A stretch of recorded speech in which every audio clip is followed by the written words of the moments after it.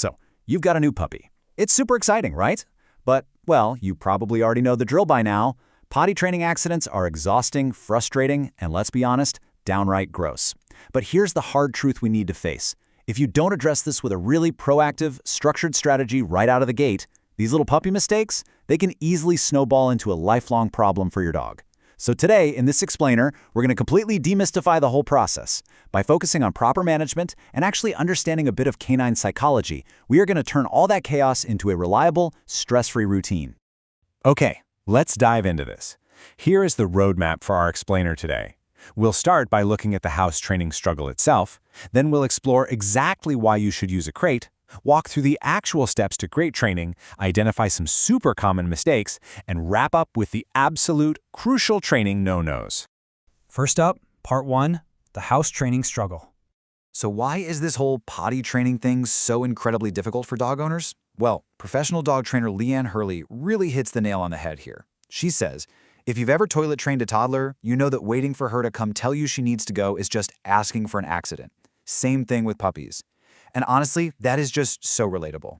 When we sit around waiting for a puppy to actively tell us they need to go, we're basically just waiting for an emergency. There is literally almost zero time between a puppy feeling totally fine and suddenly needing to go that very second. It's totally on us to track the time. It is not on the puppy to warn us. Moving right along to part 2, why use a crate? Okay, so if we can't just wait for our puppy to give us a signal, it means we have to actively supervise them, right? And the absolute most effective tool for that is a crate. But almost immediately, a lot of us hit this massive emotional barrier. We think, wait, isn't a crate cruel? We tend to feel like we're locking our best friend inside a cage. But let's take a step back and look at how dogs actually perceive this space. Now, what's really interesting about this is the den instinct. Learning about this totally flips our human perspective upside down. According to the American Kennel Club, dogs actually like crates because they mimic the close, protective quarters of a wolf's den. I mean, think about it from a tiny puppy's perspective for a second. A large house, or even just a small studio apartment, is a massive territory to them. Dogs naturally want to protect their space when we aren't there, and trying to guard an entire house is incredibly overwhelming and anxiety-inducing for a little pup. When you give them a small, manageable room of their very own, you are actually relieving them of that stressful guarding duty. So knowing that, what kind of crate should you actually get? You're usually going to be choosing between an enclosed plastic carrier style or a metal wire style. Now, both are great options, but the AKC strongly recommends metal over soft materials like canvas. Why? Because if an accident does happen, and let's be real, they definitely will early on, metal and hard plastics are infinitely easier to sanitize and clean up. Selecting the perfect crate really comes down to some very specific criteria. First, it absolutely must be big enough for your dog to stand up, turn around, and lie down comfortably.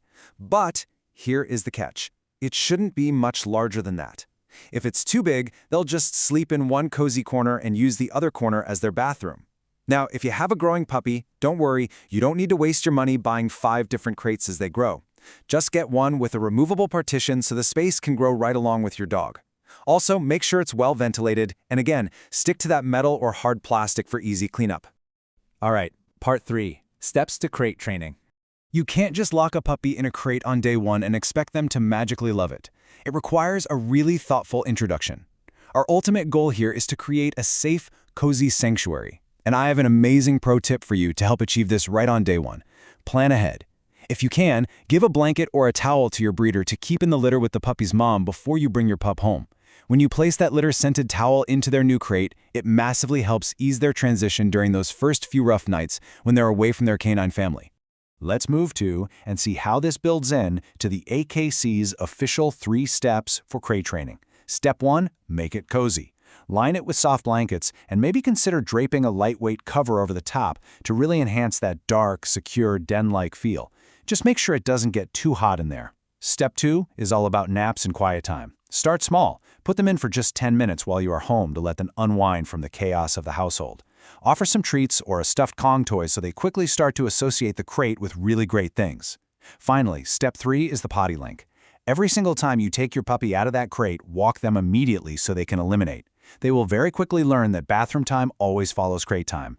Now, as for how long they can actually stay in there, you have to remember this golden mathematical rule.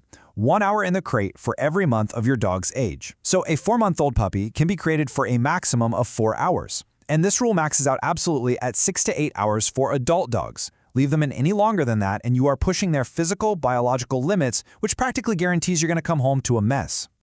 Which brings us to part 4, common potty training mistakes. You know, even with a great crate setup, owners frequently sabotage their own daily routines without even realizing it. Why? So the crucial point is that supervision supports prediction. Prediction is the entire foundation of house training. If you do not know when your puppy needs to go, you simply cannot get them to the right place at the right time. And you absolutely cannot predict their needs if you are not actively watching them when they are awake and out of the crate. This brings us directly to the most common mistakes that totally ruin that prediction. First up, sending your puppy to the backyard alone. Look, if you aren't out there with them, you have no idea if they actually went to the bathroom or if they just spent 10 minutes chasing a leaf. You kind of have to be that weird neighbor who stands in the yard and stares at their dog going to the bathroom. Second, avoid doggy doors early on. Unlimited access just means unmonitored access. Third, giving treats inside the house. This is a big one. If you treat them after they come back inside, the puppy thinks they are being rewarded for coming inside, not for actually going potty. You must give the treat outside within 1 to 2 seconds of them finishing the act.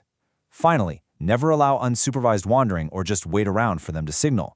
Use baby gates or crates to keep them in your direct line of sight at all times. And finally, part 5, crucial training no-nos.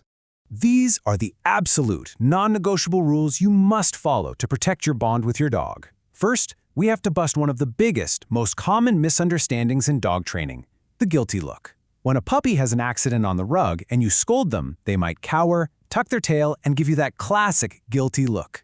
And we humans think, aha, he knows he did wrong and he feels moral remorse. But scientifically, that's completely false. And this brilliantly illustrates the disconnect between us and our dogs. What the dog is actually doing is displaying an automatic body language response to a perceived threat, which, in this case, is your anger. Swatting them or rubbing their nose in an accident doesn't teach them to potty outside. It literally just teaches them to be terrified of you and to hide behind the couch when they need to toilet, which is a massive problem. Therefore, we have 3 absolute no-nos to live by. Number 1, never ever use the crate as a punishment. It must remain a happy, peaceful sanctuary, not a jail cell. Number 2, never leave a puppy crated all day.